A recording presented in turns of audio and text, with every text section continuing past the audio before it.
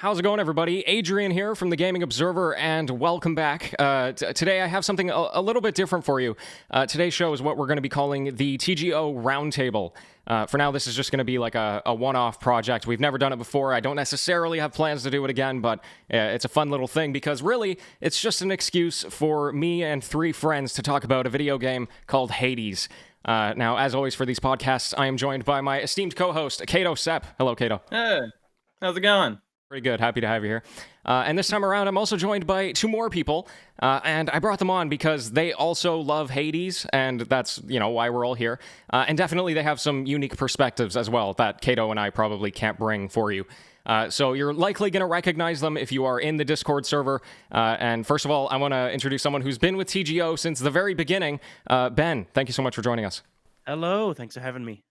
And we're also joined by someone who's been in the TGO community for a very long time. You've almost certainly seen them if you've been in the Discord server. Artist extraordinaire Crimson. Hello, Crimson. Hello, I'm very happy to be here. Thank you for being here. So yeah, folks, like I said, this is really just an excuse for the three of us to gush about a game that is just extremely good, and maybe by the end of it, we'll convince you to play it yourself as well.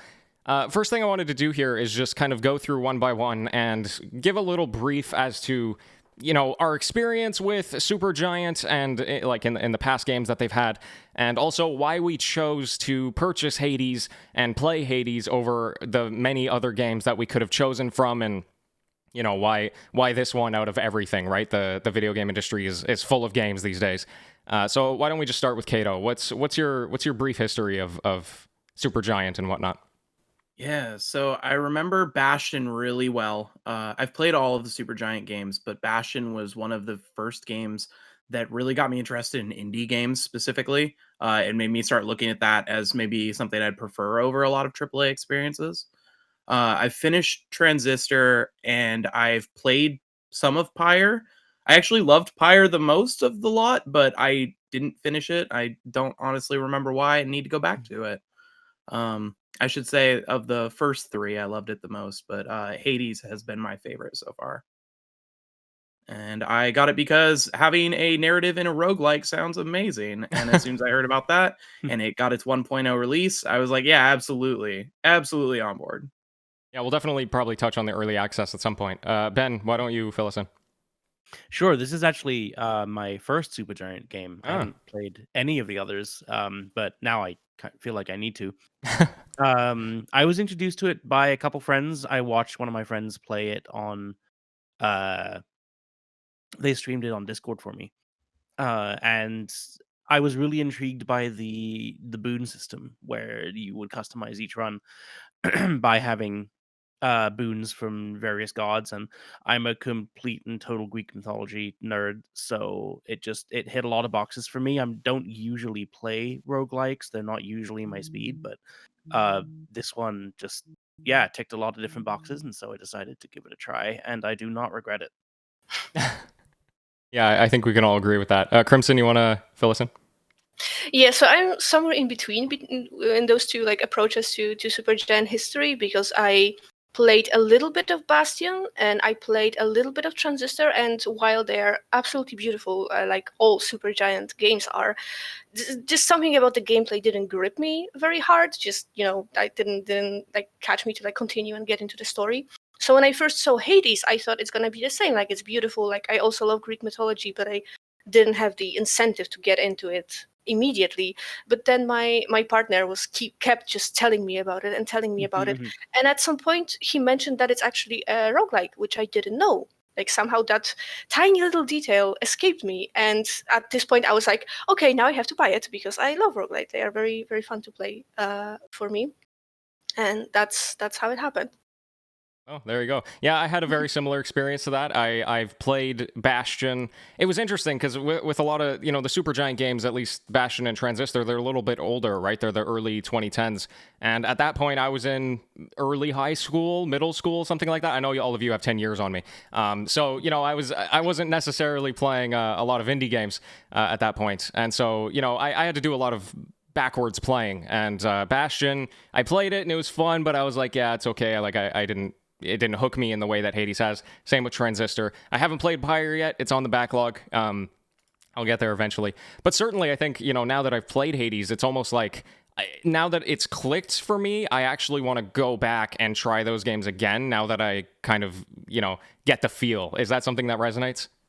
Yeah, yeah. definitely. Yeah. Like I have Pyre on my list, and I even have a friend who cosplays one of the characters. Oh, that's super And cool. yeah, and because of that, I'm like, okay, and because I heard good things about the gameplay that is kind of unique and not just your action sort of RPG game, I really want to try it. Yeah, and similarly, that's also why I picked it up. I mean, everybody knows I play a lot of roguelikes, so I had my eye on it for a while, but the only reason I didn't pick it up was because it was an early access, right?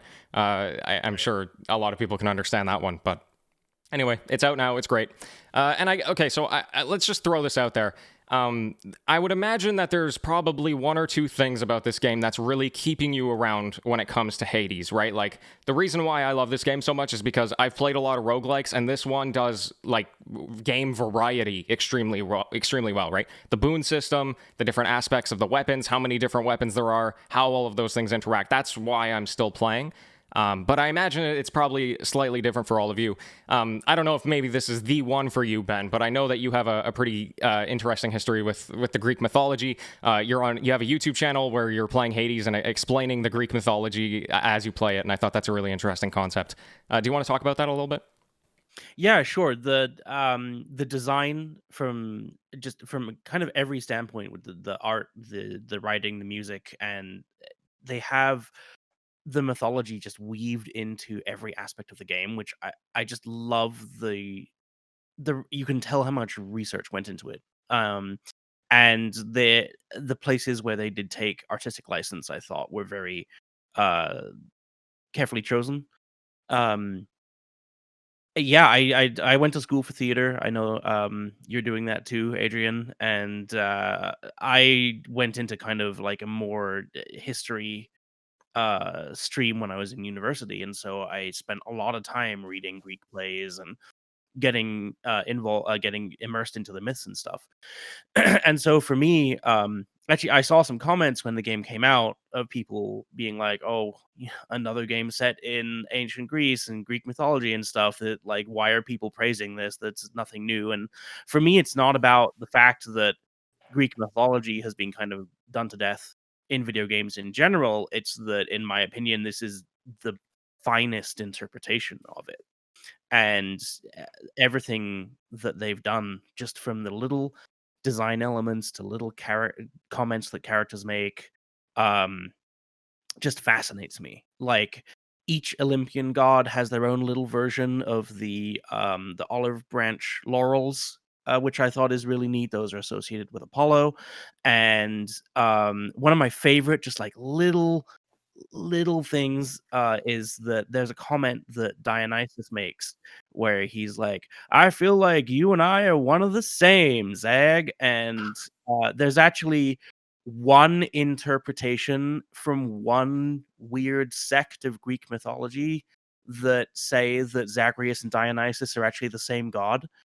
And so it's like a little comment like that. I'm like, ooh, that's so cool. So anyway, Get those deep cuts in there. yeah. Dan, I'm learning things, and I was a Greek mythology whiz in my childhood. I thought I knew many things. I thought I was too, but I actually didn't even know Zagreus was an actual thing in Greek mythology, so obviously I am way behind everybody else. That's like, I actually, in one of my videos, I comment on that. It was a really smart choice for them to choose Zagreus because there's not a whole lot of information about him. He's not mentioned very much. And the mentions in Greek mythology that he has are conflicted. So, as in terms of artistic license, they can do whatever they want with him, and it's not necessarily wrong. Well, I feel a lot Nice. better then. Nice. Yeah, I think that's definitely a really cool aspect of Hades, I think, because a narrative-driven roguelike is something that has been tried before, right? We've seen it with Children of Morta, and I'm sure there's other examples. But this is a game, and the thing that I love about it being a Greek mythology thing is that these mythological stories are so dramatic and large and very focused on the story, right? It's like you would see in our typical media today, right? It's reflected in something that was created thousands of years ago. And so to use that as the backdrop for a game that you're supposed to play over and over again, it's an interesting challenge challenge for the developers, but then also is like extremely effective. And one of the things I think that they nail about mythology in general is that the Greek pantheon, yes, they were gods, but the Greeks loved to make their deities like painfully human. And so a lot of the stories are like, Zeus is fighting with one of his siblings, and so a lot of mortals are in trouble just because like Zeus and his siblings don't like each other, and so they're like there's all sorts of bickering, and they represent that super well in the mechanics with like the duo ability system, where like at one point you'll click on a god to get a boon, and like another one will come in and start arguing with them, and then you get a duo boon. It's so cool. And I think that's what makes all of the ancient Greek stories so interesting and resonate so much to this very day. Is like the ancient Greeks didn't necessarily present their gods as perfect people. A lot of them were kind of mean and cruel, and they suffered from very human personality quirks, and they represent that super well, I think. Yeah, And the pettiness comes clear Yeah. so hard, especially when you Mhm. have the rooms where there's two different gods with boons in the Oh same yeah. room, Oh god. and you pick one and the other one just gets really mad about it, and then they just get over it a couple seconds later. Hmm. Yeah, that pettiness is something that I've latched onto really well, I like with love the it. game. yeah, that's The energy is nice. that's another thing that's like each character I found also has their own arcs, right? Like you're talking about these very human experiences, and it's like you can identify pretty much every person in there, and they're going to have a story over the course of the 10 runs it takes to complete the main story, but also the hypothetically the 50 to 100 runs that you're going to play. I imagine that there's other things that are going to play out there. But yeah, anyway, Crimson, do you want to tell us about the thing that is kind of keeping you around with this game, and why you're hooked on it, I guess? I mean, one of the reasons is what was mentioned like before, like all of those characters that are so relatable and they are so fleshed out, like they are imperfect, they bicker and they talk with each other, and I just want to hear from them over and over again, like no matter how many runs, I just always excited to like, oh, I wanna have a dialogue with this, except Hyptos, he can die in a ditch. For like, yeah. But yeah, that's the one of the reasons. And the other is, I mean, it has to be art. Like this game is just so beautiful that when you have this little between each part of the game, there is this one room that is just nothing in it, and it's kind of like an introduction.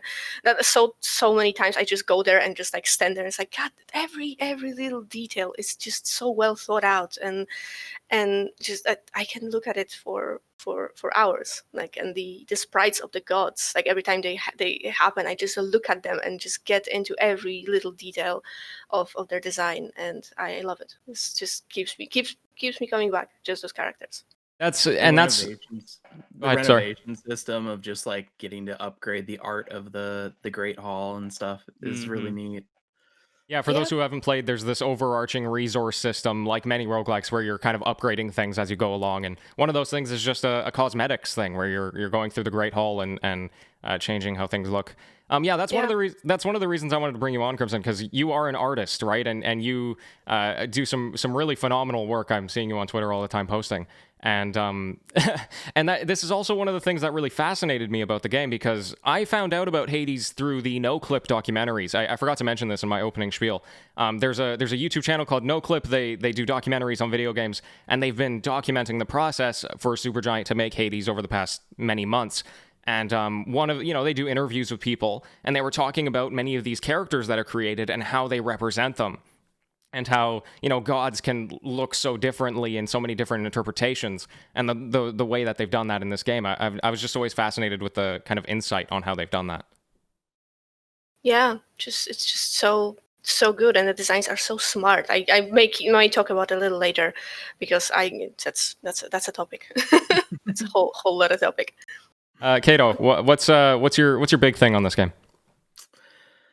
Seeing that the narrative, it's really the narrative for me that's keeping me coming back. Although there are so many other aspects, little small game design aspects that are just incredible.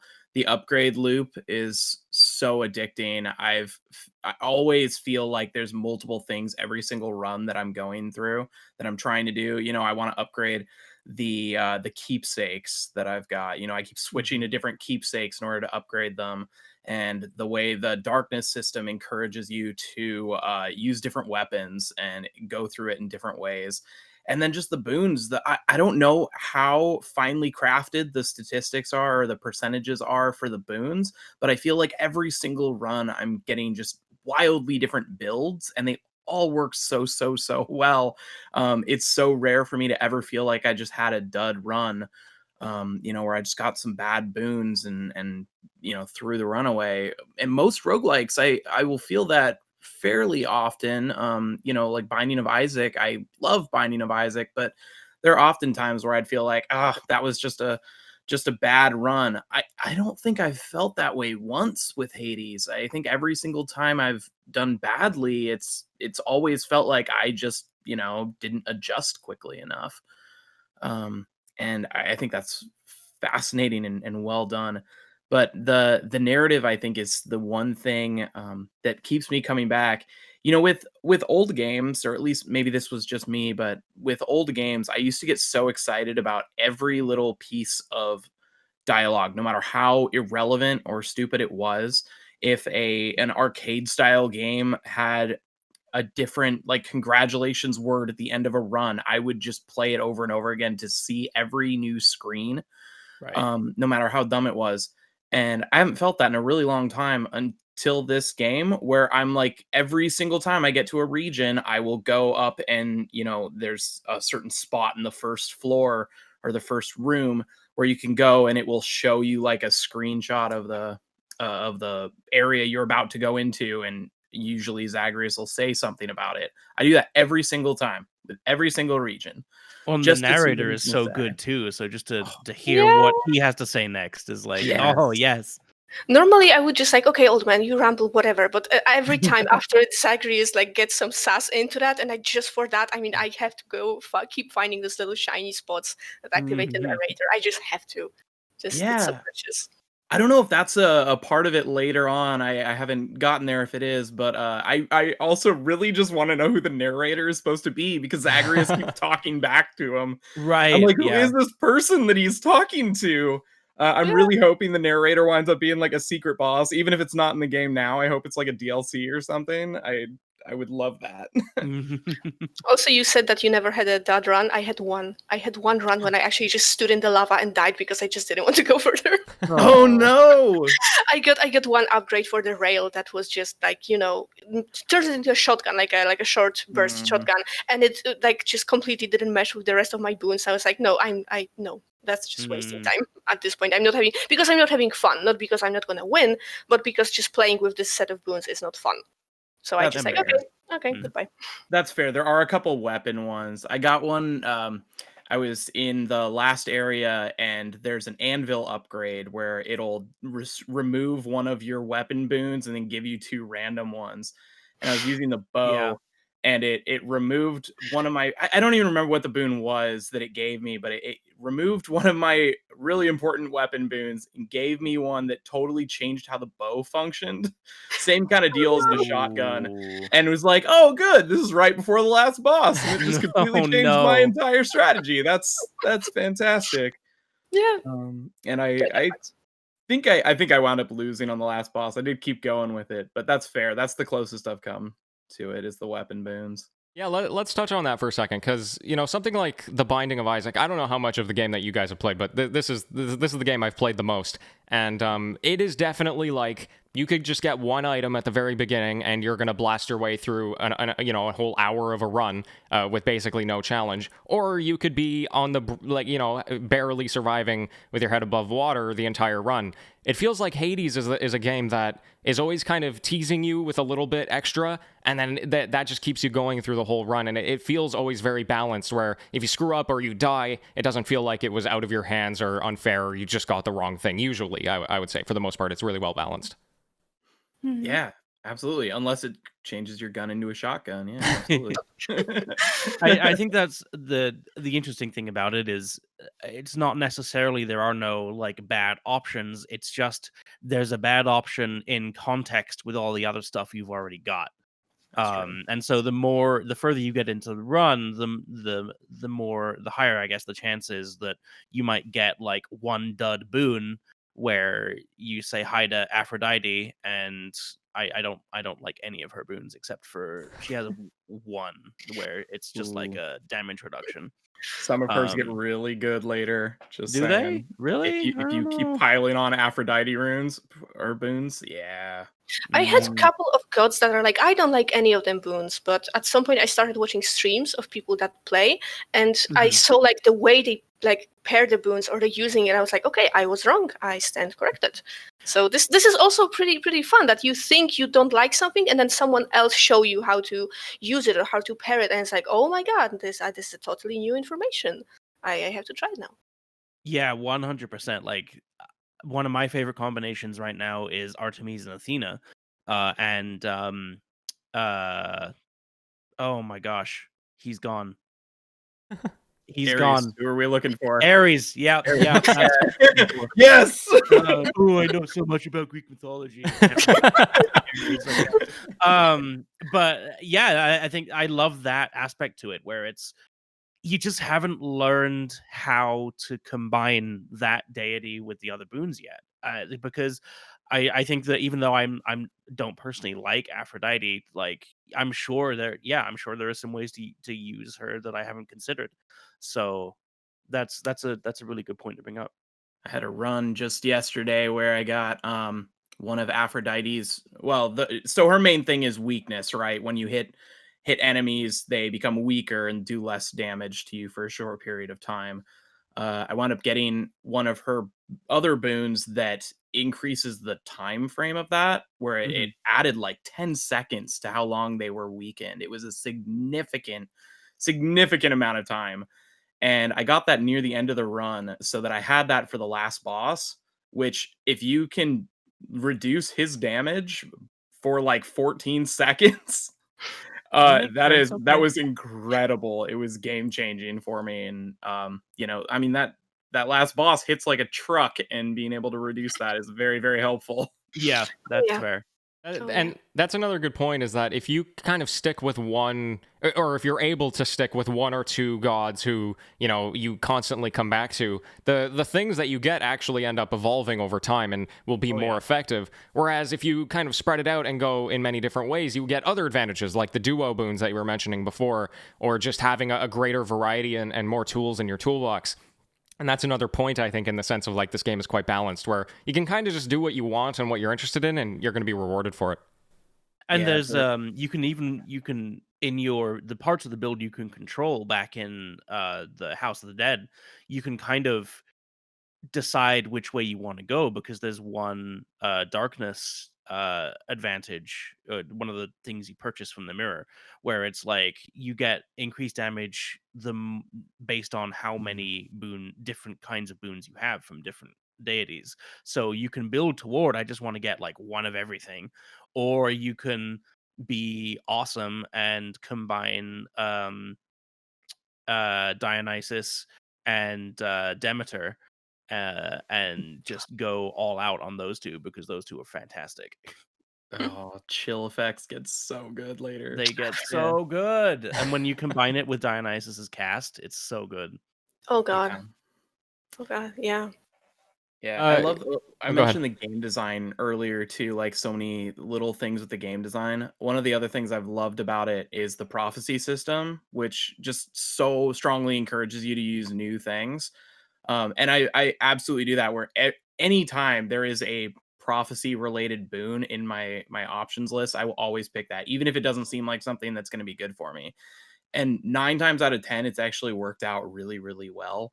And it had a run recently too where I got Zeus's ability where when you dash it shoots a lightning strike down, and the damage is really low. So I was thinking like, oh, this is dumb boon, like this isn't going to help me at all. And later in the run, I wound up getting Zeus's ability to jolt, which whenever anyone is hit with lightning, they take damage if they try to move or attack or do something. And getting several of those upgrades. So my dash became extremely powerful because it would just shock them over and over again, causing this jolt damage that would add up to 100 at least. And I wound up beating the third floor boss. Can I say the name of the third floor boss? Is that spoilery? Is that too spoilery? Yeah, just go for it. Yeah, Listeners, Theseus. cover your ears. I absolutely hate Theseus. He is my He's tough, yeah. but I wound up beating him by literally just dashing around him over and over and over again. And he couldn't do anything about that. And just jolting over and over again. So like the Viable prophecy system strategy. wound up giving me a build I never would have thought of otherwise. Yeah. But that's always a hard thing to choose when there's that one thing you need for the achievement, for the big reward for the prophecies, and the other thing that you really wanted and you really know this is gonna be so good. It's like, oh, what do I do? Yeah, I've had that a couple times where it's like, oh, there's an epic boon here, but there's also a prophecy boon. Damn it. Just for people listening who don't know, a prophecy is like there's so much in this game to possibly see, so many different boons, so many different upgrades and whatnot, that the game actually gives you a system to track what you have and have not already collected. And so you could be in the middle of the run where you got like this perfect thing, but then there's also something else that you could get that you haven't seen before, and you might want to pick it up for the achievement or whatnot. So that's what we're talking about. But yeah, I mean, going back to what you were saying about the dashing, like I think that's another really cool thing about the game in terms of variety, because it's not just that there's so many different things that they hand you, but depending on the things that you select, different things are going to be important in different runs, right? Like you could have the exact same setup where you have this bow with these gods with this setup, whatever it is, but then depending on the things that you choose on that run, you're using totally different buttons on your controller to actually play through. Yeah, there are runs when I just fully don't use my attack because my other abilities are so great, and there are others that just like attack, nothing else, which is fantastic. Yeah, based on weapons, boons, anything. Yeah, I used the bow for a really long time when I was trying to clear Love it the the first bow. time. I pretty much exclusively used it. And yeah, no run was identical to any other. They were The all bow very was different. my least favorite weapon. And Same. then I like just got into the groove with it, and because it does that thing, the game does that thing where it encourages you to use even the weapons you don't like by saying, hey, you're going to get a bonus to your darkness rewards by using this. So I was like, fine, I'll use the freaking bow. And it was a great run. I think it was like an Artemis run, and I just loaded up the crit boons, and Yeah. I just started doing absurd amounts of damage, and I was like, oh, the bow is good. Yeah. Yeah. Oh, Ares, his ability to add doom damage to the special yes. on the bow, because the special for the bow just has spread everywhere. And if you can do the doom damage, which after about a second will hit them for at least 100 damage as base.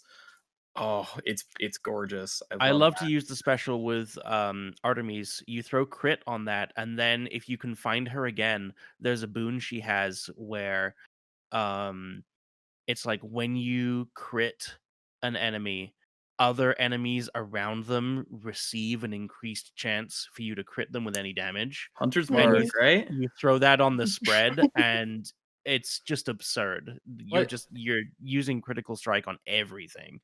Let's go around and just say what's our favorite weapon and overall, and favorite god overall. I'll just start. So probably my favorite weapon is the fists, which you unlock. I think in general, out of all the weapons, I like the ones that just go faster. And maybe that's just my impatience, but I don't like sitting there charging up the weapons like the bow and the spear and stuff like that. So yeah, I would probably go with the fists. And then also, like, I don't know, I like Demeter. I think she's probably my favorite. Ben, why don't you go? That's interesting. The fists are one of my least favorite right now. I don't know what it is about them. I think I just haven't worked out how to not take a ton of damage while I'm using the fists. So maybe I just need to get better at them, but I don't like them. My favorite two are the bow and the spear, and it's really hard to pick between them. And then my favorite god, probably the same as you, probably Demeter or Demeter or however you say it. Just from and it's not even from a purely mechanics standpoint. It's about like the design and the theming and the voice acting, and just everything about her is fantastic. So Yeah, the way Kato? that she completely subverts like the way you think about Demeter in Greek mythology, I just absolutely love it. It's not like anti-mythology, but it's very different, at least to it's me. I haven't finished the thing, but Please, yeah, that's it makes a ton of sense, and I need to explain why. The nerd out approaches. Yes, I do want to hear this. Yeah, really quick. I love any of the ranged ones. I've loved the bow. And I just gotta say, it drives me nuts. Everyone's like, the bow is really slow. Like, just go the special route. The special is really quick. I don't understand. I've had It's so so many good. runs where I exclusively use the special move, and it worked really well. But anyway, yeah, any of the ranged ones. I didn't like the gun until I upgraded the ammo. Once you max out the first aspect of the gun and you have like 28 bullets before you have to reload, it's much better. But yeah, and then the shield, I'll just use the special attack. I just cleared the game with the shield yesterday, and just used the special attack pretty much exclusively there too. And now I have to do melee, and I don't know how to do melee at all. I really suck with all the melee weapons, so I've been trying to beat it with the sword, and that's not going super well. Yeah, and then favorite god, I don't know if I could even pick because I switch so frequently. It used to be Ares. Like I loved Doom damage so much, but there are several of the others that once you start stacking their upgrades, I've absolutely loved. I didn't like Dionysus at all when I first started, and now Dionysus is one of my favorites. So I I don't think I can pick. That's totally fair. Fair. It is hard. For me, it's funny. It's funny that you said that, Ben, that the spear is your favorite, because this is my least favorite weapon. Oh. And weirdly enough, this is the first weapon I reached the final boss with. So thanks, Hades, for letting me rethink my whole life. But my favorite is straight up gun. The adamant rail, which I also find hilarious because this is a gun that was, according to the game, wielded by Hestia, I think. Yeah, that sounds right. Yeah, which is absolutely fantastic that the goddess of just like home and warmth and family is just, yes, I will wield a gun. I just also Accurate to Greek history, obviously. 100%. I got this upgrade that if I run into my special explosion, that makes my normal attack stronger, and running into explosion is my thing. So yeah, that works very well. And for my favorite god, like story and design wise, it's Thanatos. Everyone knows that. Yes. And just boon and gameplay wise, it has to be Dionysus. Just Hangover and the combination. So good. It's very good. Yeah. Yeah, so again, for people listening, like the gods themselves have very specific boons that are associated with them, and in some cases it's very literal, right? Like Zeus is the god of thunder, and when you attack with your weapon, a bolt of lightning comes down. It's a pretty simple connection there. But then there's something like the Dionysus, who's the god of what? Partying, god of wine, whatever it is. But his role is that he does like poison damage essentially, which is the parallel that you'll see in other games. And then similarly, Ben, what's that, sorry? The hangover damage. Yeah. That's what they call it, right? With its own little flair. And then Ben, you were going to talk about Demeter, like has an interesting interpretation. Yeah, because I'm going to call her Demeter because that's how I want to pronounce it. It might be wrong. Who cares?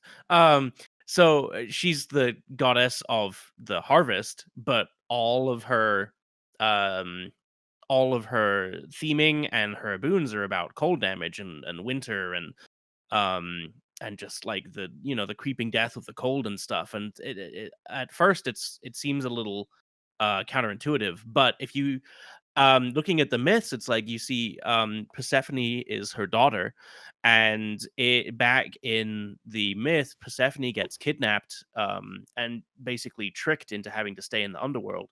And there's a period of time where Demeter doesn't know where Persephone is, because like Hades and Zeus conspired to kidnap her and keep her in the underworld. And trigger warning, by the way, if you look up the myth, just so you know. And And there's a point where Demeter is like, you know what? F this.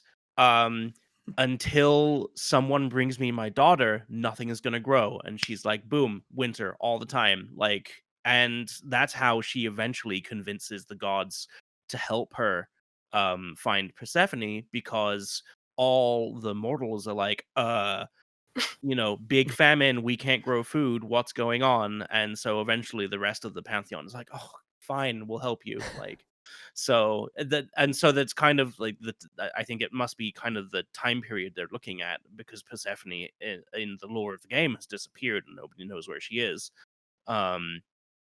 And so I feel like that must be we must be like in the midst of that happening, where Demeter is like, nothing is going to grow until we find Persephone.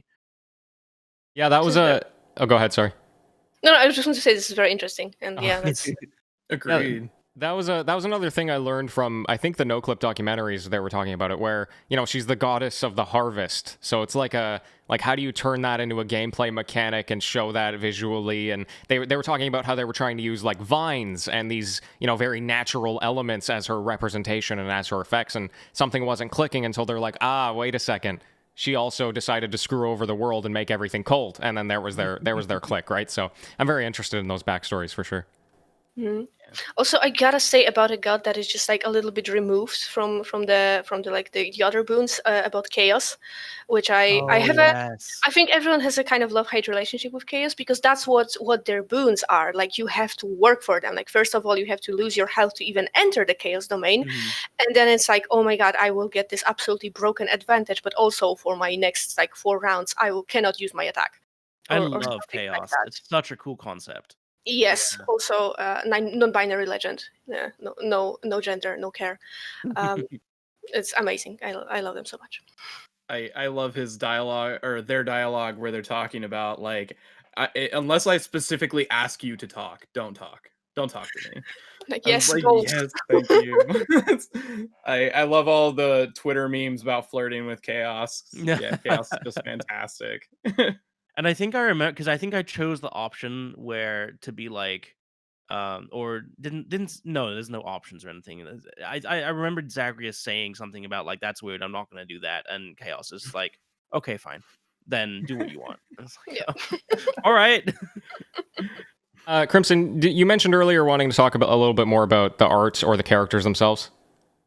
Yes, because I also work in gaming industry as a graphic, and so I have a little bit of insight of how like things like design work, and I'm absolutely enamored by the way that Hades design, like level design, because they are randomly generated levels, but until you actually know it, until you like know all the pieces of the puzzle, you don't really like notice it, because sometimes when there are like other random generated levels in other games, you can kind of see, this end of corridor kind of looks wonky, the algorithm didn't like do a good job. But in Hades, everything looks so purposeful, so meaningful, like it's so beautiful that it's just impeccable. And the second thing is the character design, which I love.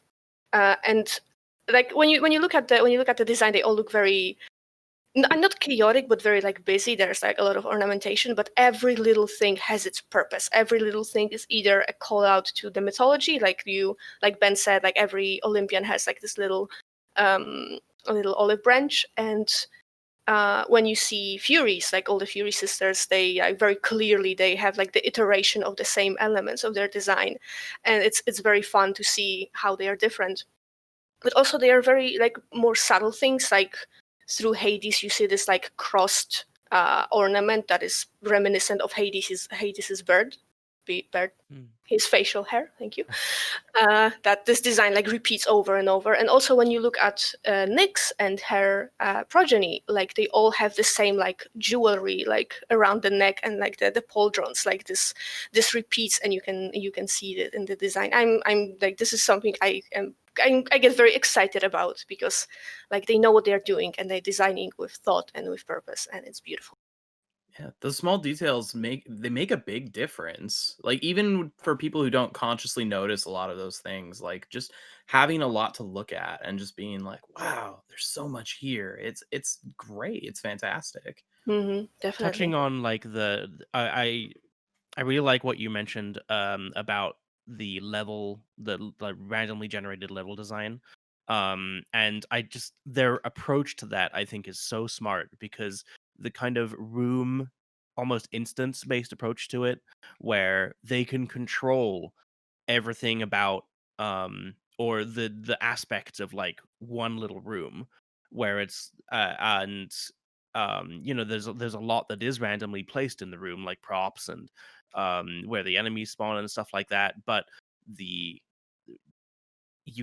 they create like this beautiful set piece, and then you just um put the set pieces together in a random order, and you have the randomly generated feel with none of the jankiness that a lot of other games that are randomly generated have. And I think that it's a super smart way to approach it.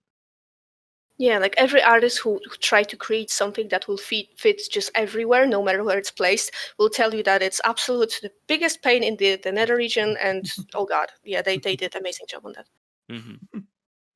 Why don't we take a second? And I don't know if I mentioned this. I don't know if I prepped you three on this, but I wanted to take a look at kind of the shortcomings of Hades, or if there's any aspects of this game that aren't necessarily your favorite or could be worked on.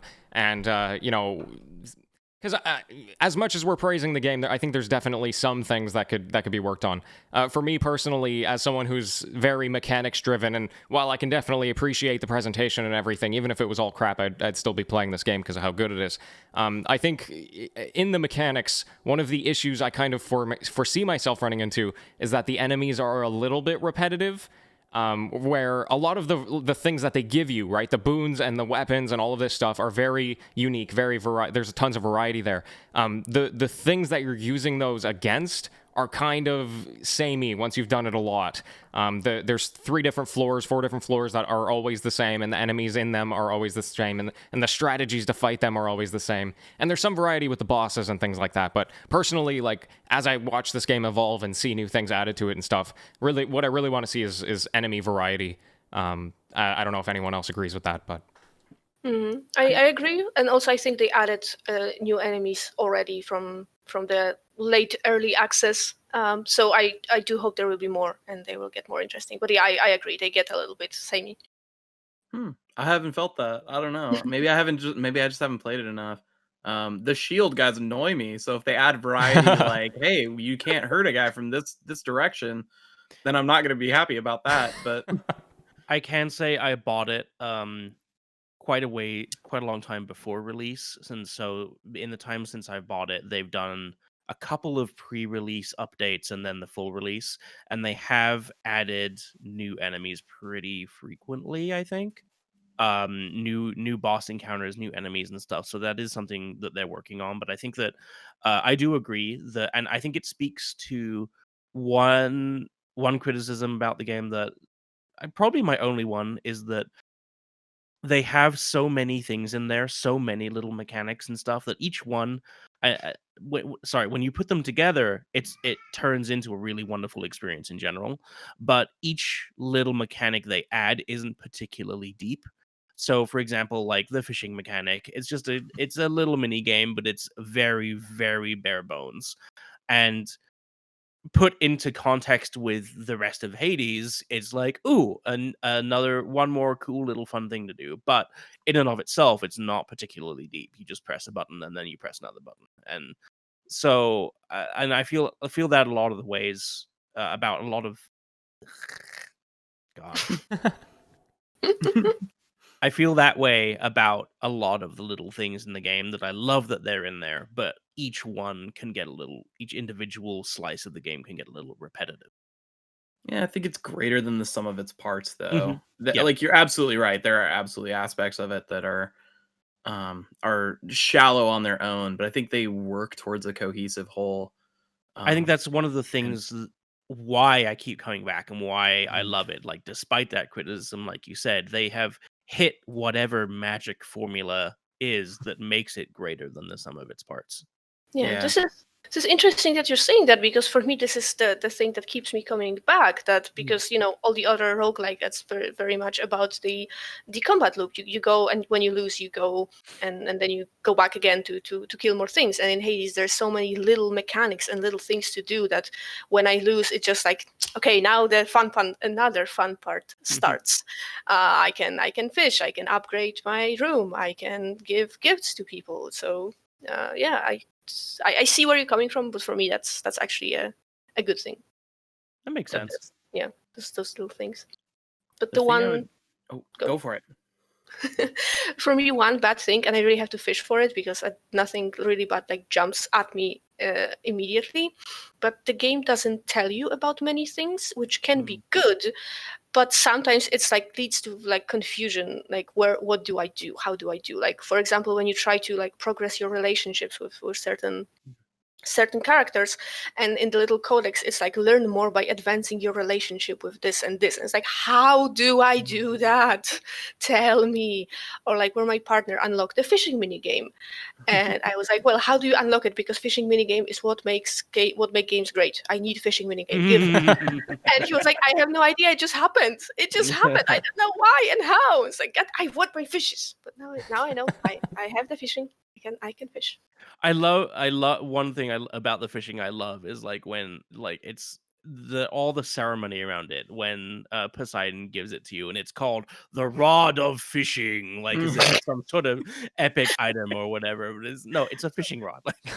Yeah. It's a stick with a string on the top of it. Poseidon, but it's the rod of fishing. Yeah.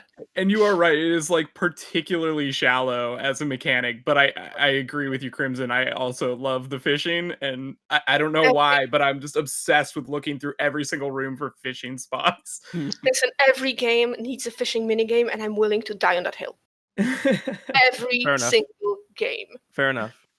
Yeah, for me, I don't necessarily see it as a shortcoming of Hades, but something I'd love to see them add is like through a future DLC pack or something. And I think it would help Adrian with what you're talking about with enemy variety also, is like branching levels, like actually going to different areas based on the things that you do. Kind of like what Binding of Isaac does with the way it has its special areas. If you go through the first area fast enough, you get to a new different place. I think having things like that as an end game content or DLC packs, something will help significantly with that variety, because you do just go through the same 4 areas over and over and over again. And having some different areas to explore would be fantastic. And I'd be very surprised if they don't incorporate something like that on some level, like in a DLC pack, just with how popular this game has been. Yeah. And they do a lot of work with the mechanics, because like once you've beaten the game once, you get that kind of pick your challenge thing, where you have to choose, in order to keep advancing, you have to choose to buff the enemies or reduce the advantages you have somehow. I think they've done a lot of just like inherent replayability with the mechanics and the gameplay. But I think you're right that for a game that lands the design so expertly, I think if it's gonna continue to keep people engaged, they're gonna have to think about adding some more interest beyond like the 3 regions you visit, and even just new areas, like I like that everyone's like 3 regions, because the Saturn Labyrinth is a region, but everyone just decides to like erase it from memory. We don't talk about it. We don't think about it. I don't want to think about it. True. Please remove it. No, don't remove it, but you know what. That one's my favorite one. Do people not like the Satyr Labyrinth thing? Oh man. I've literally never died at that place, so I think I like it. I've died a few times in the Satyr Labyrinth. Yeah. So okay, 4. Let's transition that then into kind of where we want to see the game go, because that's definitely like something I was going to mention, is that if they could throw in some extra paths there, like Binding of Isaac has it, and they actually have a lot of branching paths. If you get to everything that you can see in that game, there's like 6 different ways you can go. But really, if you play the game a lot, there's only one way you're gonna want to go with that, and that's what I really don't want to happen with this game, but also because it's Supergiant, I don't think it is going to happen. You know, they as we've talked about in this show, they put so much purpose into absolutely everything that you know, I'm going to trust them if they decide to just throw a whole bunch more content our way. So looking at this at a little more of a macro scale and kind of at a Supergiant level, what do you want to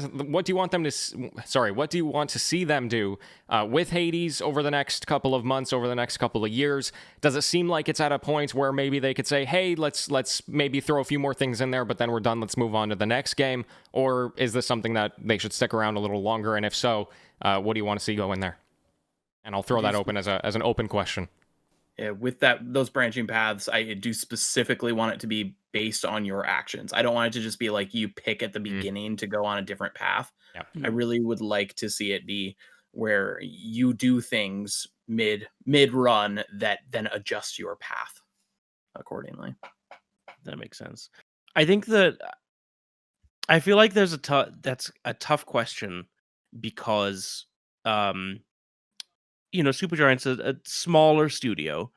And so the question I ask is, for me, like, do I necessarily want them to continue supporting Hades to the detriment of, you know, other things that they might be able to produce? Because I feel like one of the strengths of the studio is they create a game and it's a very it's an exceptional experience, but then they move on, they create another exceptional experience. And for all the faults of each, I say this as only having played one of their games, this is the gist I've gotten from other people who've played and reading reviews and that sort of thing. For all of the faults that any particular property they've produced has, it has enough strengths that people go and buy the next one.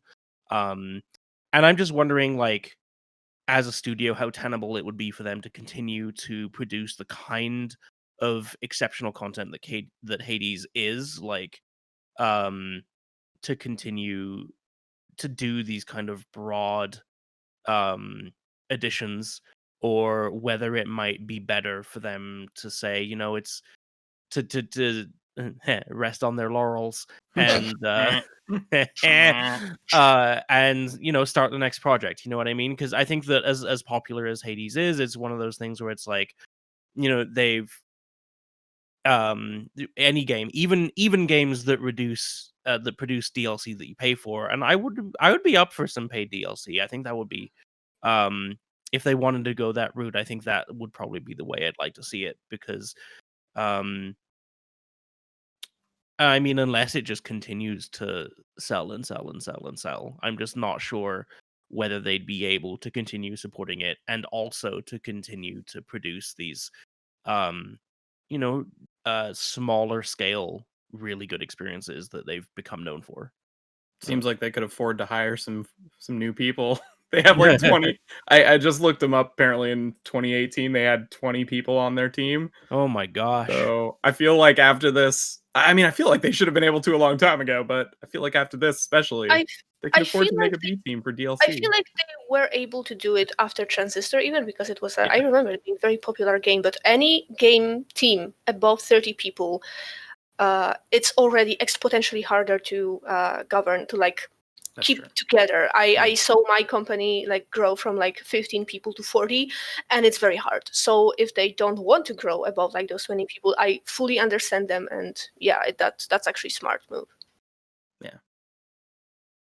Yeah, and that's an important point, where even like a lot of people with Supergiant know the people who work at that company, which isn't necessarily typical for a game developer. You might know the creative director or something like that, but you know that Gen Z is the artist of this game. You know that Darren Korb is the composer. At least the people who are, you know, paying attention to that kind of thing. They put their employees front and center in a lot of these games, and or for a lot of their games. So yeah, I mean, you Crimson, you work in a game studio, you know what that culture is like. I imagine that 20 people to 40 people, it's tough to you kind of just have to focus on one game and choose where you're going to put it. Yeah, right? yeah, definitely.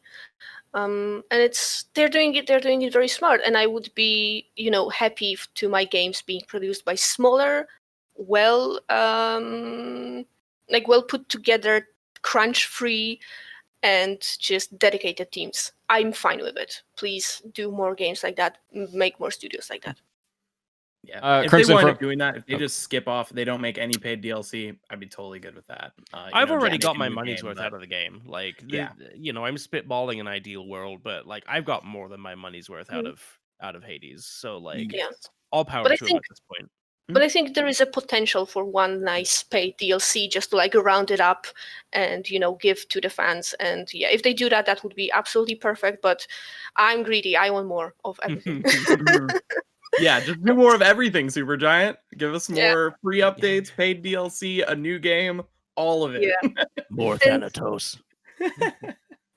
But and for me, like Adrian said, I would love more variety, branching paths, like maybe more stuff. But like in the heart of hearts, let me romance more people. Let me give more people my nectar. Let me talk to them, which is they already do that. They already added like new dialogue lines and like just more, because the characters are so personable. I just want more and more of them. Like my partner already said, like, what if there's like an arc when on the end we fight Ares for some reason, like he's a god of war, he can just spare with us or whatever. Just like just add a little arc for every character, and I would. Well, be they did overjoyed. that with the boatman with Charon already. Yeah. You can try and steal his gold, which I think is great. Which I stumbled onto by accident and did not go well.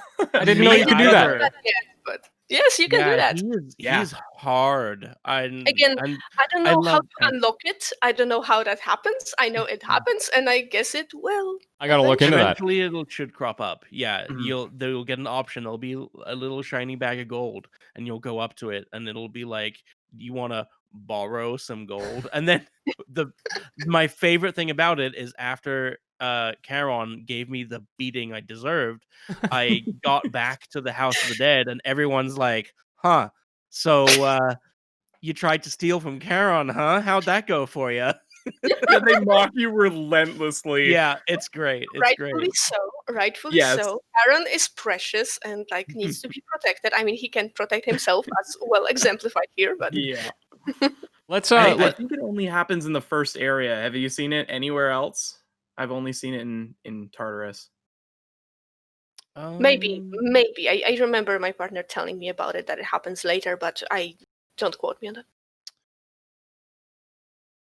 Let's touch on one more thing before we take it home here. I do want to mention for anybody who's listening and hasn't heard the game or hasn't seen the game, we've talked about how this is a narrative-driven roguelike experience, and we've obviously gushed about how great they've handled that. It's also important to convey just how much dialogue is in this game, because pretty much any conceivable situation that you can get yourself into, any character is going to talk about it in the game. You'll come across just some random person who you might see once every couple of runs, and they'll be like, "Oh man, you really died to like that weird monster thing, didn't you?" And I'm like, "How did you know about that?" And like every character has all these different possible things that you could talk about, and I'm fascinated every single time I talk to someone. I'm like, how did they even think to make this dialogue? And then the relationships between characters that are very far apart start to develop, and you start to discover things about who they are to one another and who they are to you. And the writing is so strong. At the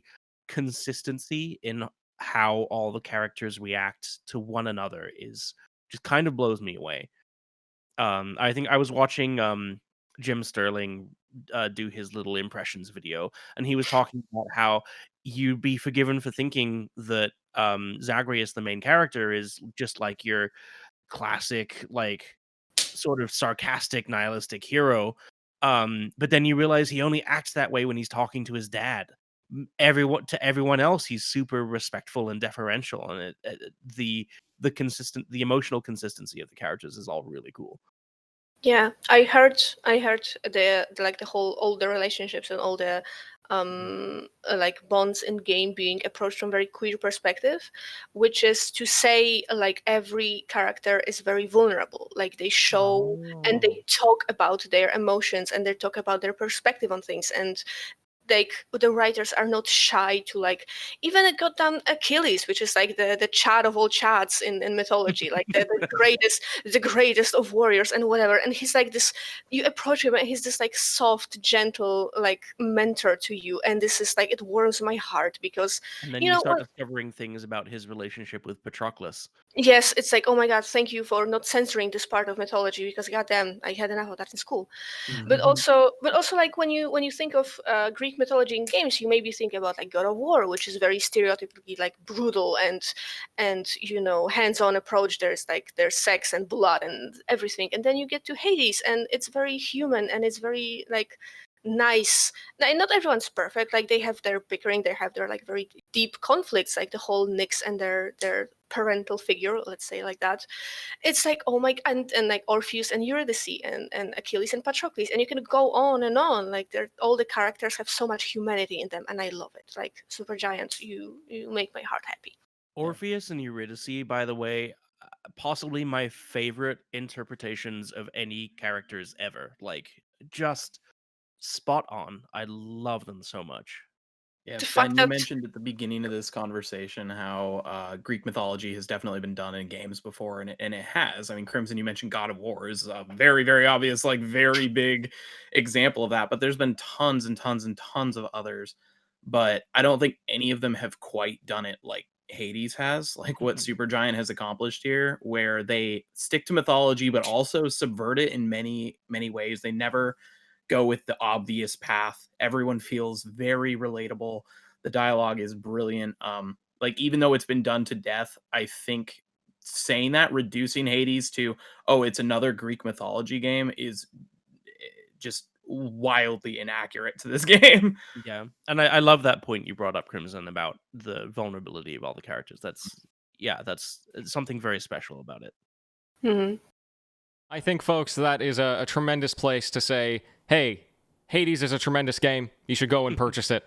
And certainly, as we've mentioned, there's something there for everybody, right? Even if you're not a huge roguelike fan, then you're going to find something amazing that you love in the presentation, and vice versa. Does anybody want to put like a button on why somebody should purchase this game if they're seeing it from an outside perspective? Yeah, go for it. Me, because this is a thing that I really wanted to talk about and didn't get to because Okay, go ahead. Yeah, and that ties nicely to that one reason. Because I'm on social media in very like game-wise, but also very artistic community that are not maybe all like hardcore gamers like we are all here. And many of them picked up Hades because how beautiful it looks, but they stayed in it because Hades as a game rewards losing. Because when you lose the run, it's just the beginning of doing something else, of exploring the world, of listening to characters. And even if you like lose miserably, like die a stupid death to like stand in the lava for too long, or like die to an enemy that you bested like 20 times already, it's like, god damn it, well, at least I get to listen to characters to a dialogue of characters mocking me restlessly about it, and that's gonna be fun. And I think that's beautiful, and that's a huge accomplishment of this game, that even like people that are not super good at the gameplay perspective can like throw a god mode or not, and just enjoy the game nonetheless. Yeah, And there's that's never a why pointless run.